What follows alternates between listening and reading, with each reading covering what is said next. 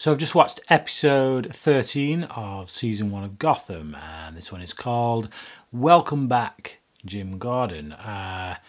Yeah, he's back to business as usual, basically pissing off the police force and trying to clean up Gotham. We get Bruce Wayne and Alfred back finally. You know, I grumbled last time that we've not seen them for 2 episodes. And finally Selina Kyle comes clean with Bruce, tells him that she didn't actually see the face of the man who killed his parents, which he gets rather upset about, which leads to a rather nice exchange between him and Alfred, in which Alfred basically just tells him to stop crying, in effect. Not in those words, but it's quite amusing. It's a good Alfred moment.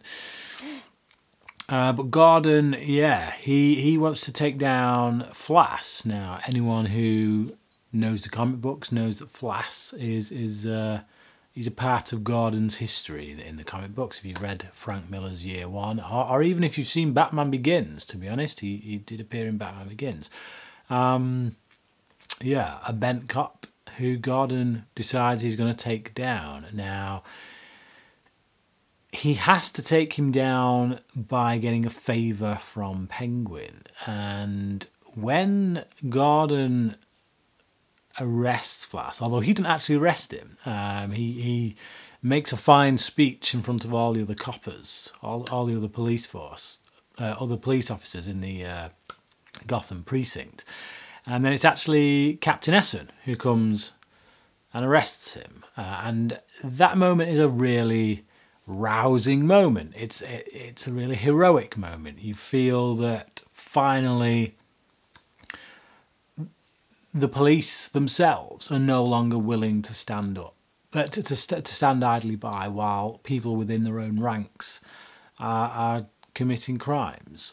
So yeah, triumphant moment. But it is undercut by this stark realisation that actually Gordon was only able to get it through a deal he made with Penguin. Now, the evidence that he receives that implicates Flash came from Penguin's right-hand man, who essentially tortured one of Flash's men, and more to the point, the guy's wife. So yeah, when this guy comes towards the end of the episode begging Gordon to back off and not hurt his wife anymore, you see the look in Gordon's face. He realises that he's kind of become the very thing that he's fighting against, that he hates, that he despises. Now, he didn't do the interrogation himself. He didn't torture this guy and his wife himself. And when he struck the deal with Penguin, he said very specifically, no one gets hurt. But the fact of the matter is, he still made a deal with a criminal. He still used a criminal to get this information, to get this evidence. So yeah, he takes that pretty hard, I think, at the end of the episode. And I think it's quite a shock as a viewer as well, because you don't think about it. You know, you see all these characters that are so kind of warped and twisted and do double dealings and whatnot, that you don't really think much of it when Gordon asks Penguin for this favour. And it's only in that final moment that you realise, actually, no, that's overstepping the mark. Gordon has gone too far. But it does raise the question, is it better to stick to that moral compass and let someone like Flash get away with murder, a double homicide as it happens, or do you take those steps that are maybe a little bit morally questionable in order to get the job done? And I think that's the question that this episode raises. Where is that line? Other stuff as well, we get Fish Mooney escaping from one of Falcone's men. So she's taken, she's strung up, she's about to be tortured. But once again, Butch proving his loyalty, he manages to escape from the guys who got him and find Mooney and get her out of the hands of this guy who's going to torture her. So yeah, I think Butch by now has more than proven just how loyal he is to Fish, and it's nice to see her recognise that in this episode. You know, just with a simple hand gesture and just a thank you, basically.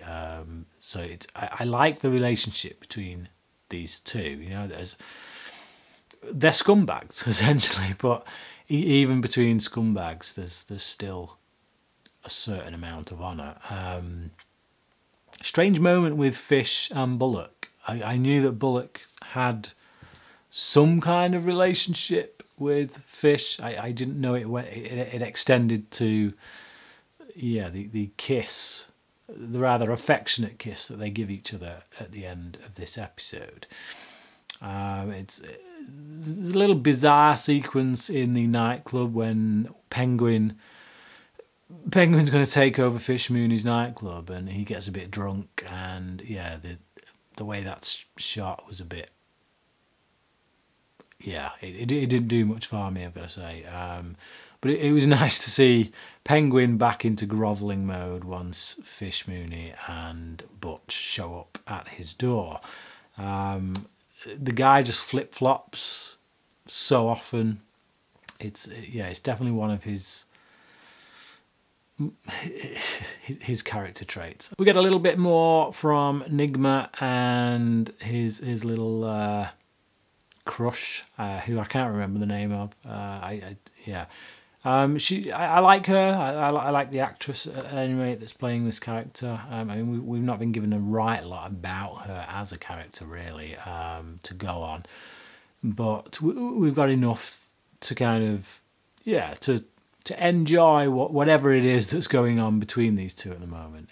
You know, I think Nigma's playing a little bit of chase with her, but yeah, we get a bit more kind of bullying on him from Flass in this episode, but she towards the end shows a bit more of a softer side, a bit more of a loving side towards Nigma when she apologises on Flass's behalf and lets him know that something that he sent her, this little postcard, was actually quite a nice gesture.